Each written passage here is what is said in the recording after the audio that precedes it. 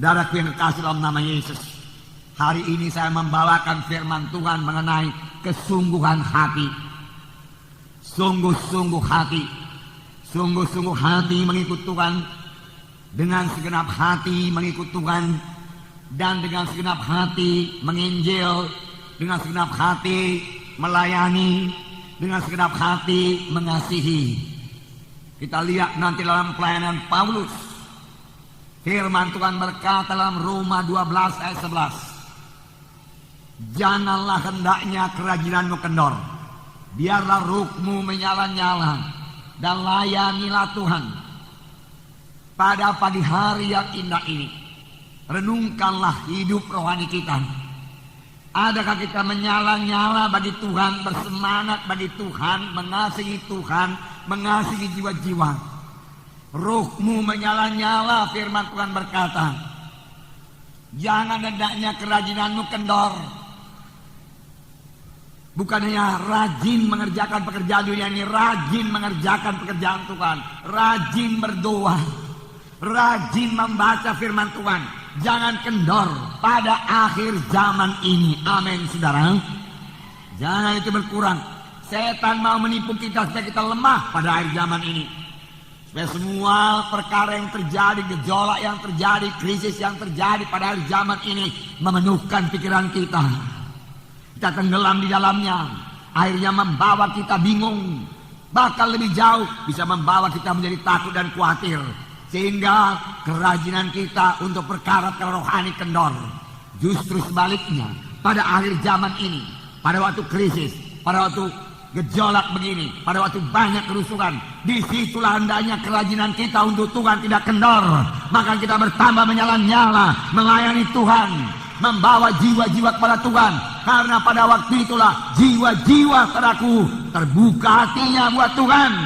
Jiwa-jiwa sudah sampai saudaraku ke ujung jalannya. Dia tidak tahu mau berbuat apa, kepada siapa bersandar, kepada siapa berlindung. Saudaralah orangnya yang dipakai Tuhan untuk bersaksi kepada mereka, membawa mereka kepada Tuhan. Amin. Saudara yang kekasih dalam nama Yesus, Paulus menulis surat kepada sidang Korintus dalam 1 Korintus 15 ayat 58. 1 Korintus 15 ayat 58. Karena itu saudara-saudara yang kekasih, berdirilah teguh, jangan goyang, giatlah selalu dalam pekerjaan Tuhan, sebab kamu tahu dalam persekutuanmu dengan Tuhan, jerih payahmu tidak sia-sia. Tadi dikatakan janganlah hendaknya kerajaanmu kendor. Di sini dikatakan giatlah selalu. Giatlah selalu dalam pekerjaan Tuhan. Mari bergiat dalam pekerjaan Tuhan. Saya tidak mengatakan ini hanya untuk pelayan-pelayan Tuhan saja. Saya mengatakan ini bagi semua kita anak-anak Tuhan. Karena semua kita harus ambil bagian saudaraku dalam mengerjakan pekerjaan Tuhan. Amin, saudara. Amin. Ya. Giat dalam pekerjaan Tuhan. Itu adalah pekerjaan yang kekal, yang hasilnya kekal, yang seturut dengan kehendak Tuhan. Apakah yang sudah saudara perbuat buat Tuhan? Apakah yang sudah saudara berikan buat Tuhan? Biarlah Roh Kudus bicara kepada hati saudara pada pagi hari ini. Sungguh-sungguh Tuhan Yesus sungguh-sungguh melayani. Dalam Yohanes pasal 4 ayat 34. Tuhan Yesus sungguh-sungguh melayani. Yohanes 4 ayat 34. Kata Yesus kepada mereka, makananku ialah melakukan kehendak Dia yang mengutus aku dan menyelesaikan pekerjaannya. Mananku, Tuhan Yesus berkata, ini dikatakan Tuhan Yesus pada waktu murid-murid membawa makanan kepadanya, makanan badani. Tapi ada makananku, kata Tuhan Yesus, yang memberi kekuatan kepadaku. Makanan memberi kekuatan, makanan memberi kesegaran. Makanan badani memberi kesegaran badani, makanan rohani memberi kesegaran rohani. Banyak anak-anak Tuhan tidak segar rohaninya, tidak kuat melayaninya, tidak kuat rohaninya. Mengapa? Karena dia tidak melayani. Tuhan Yesus berkata, makananku ialah melakukan kehendak Dia yang mengutus aku, melakukan kehendak Dia yang mengutus aku dan menyelesaikan pekerjaannya. Baik Tuhan Yesus, pada akhir hayatnya dia berkata, sudah genap, selesai pekerjaanku. Alangkah puasnya itu, saudaraku. Paulus pada akhir hayatnya dia berkata, aku sudah menyelesaikan perlombaan. Aku telah menyelesaikan peperanganku, pergumulanku, pelayananku. Akhirnya mahkota kemuliaan tersedia kepadaku. Bagaimana pekerjaan saya? Bagaimana pekerjaan saudara? Saudara, kita datang kepada Tuhan bukan hanya untuk menerima berkat keselamatan, berkat kesembuhan, berkat materi dan lain-lain sebagainya, saudaraku. Kita datang, saudaraku, kita diselamatkan dan kita lahir baru. Kita menjadi anak-anak Tuhan, anggota tubuh Kristus yang punya fungsi dalam tubuh Kristus, yang punya pelayanan dalam tubuh Kristus. Kita harus menyelesaikan pelayanan kita. Amin. Selesaikan.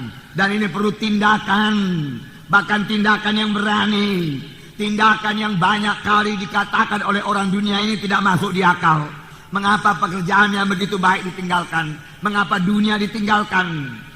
Kalau memang panggilan saudara untuk sepenuhnya melayani Tuhan, saya berkata kepada saudara, tidak usah bimbang. Tuhan menyertai saudara. Hari-hari yang indah, hari-hari yang menang menyertai, menunggu saudara.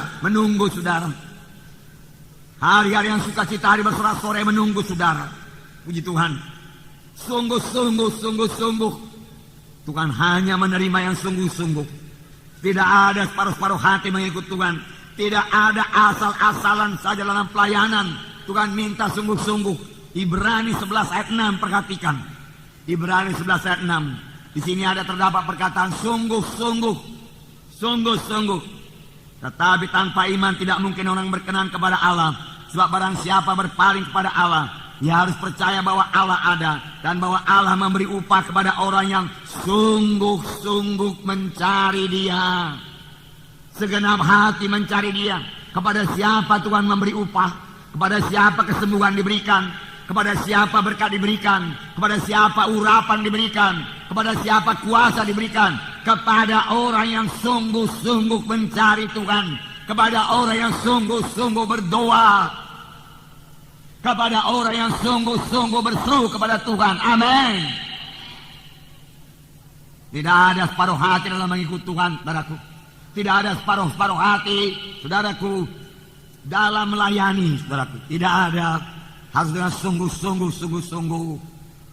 Saudara, tahukah saudara bahwa saya seorang perempuan yang sakit 12 tahun yang tertulis dalam Markus pasal 5 itu adalah orang yang bersungguh-sungguh.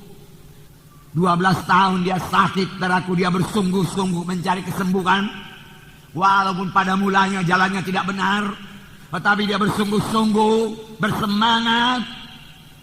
Dia pergi ke dokter, bahkan dia pergi ke tabib, tetapi tidak sembuh-sembuh. Akhirnya uangnya habis semua. Tetapi dia tidak menyerah. Dia berkata, bisa, aku bisa, aku sembuh, aku sembuh. Berapa orang yang berkata demikian pada yang sakit? Lihat kesembuhan saudara. Aku bisa, aku sembuh, dia katakan, saudaraku. Akhirnya dia mendengar berita-berita tentang Yesus. Pun masih ada halangan.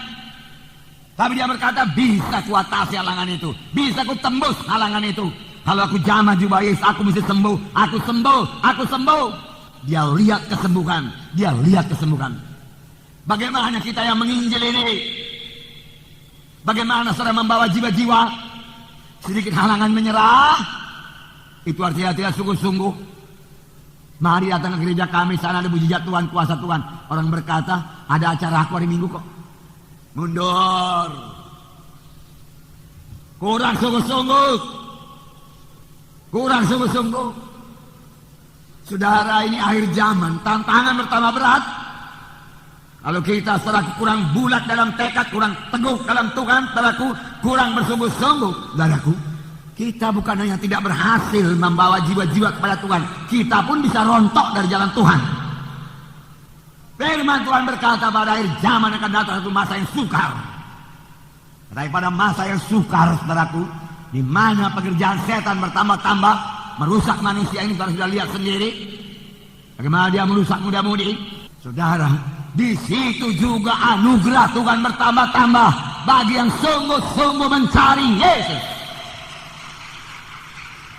Bagi yang sungguh-sungguh mencari Yesus.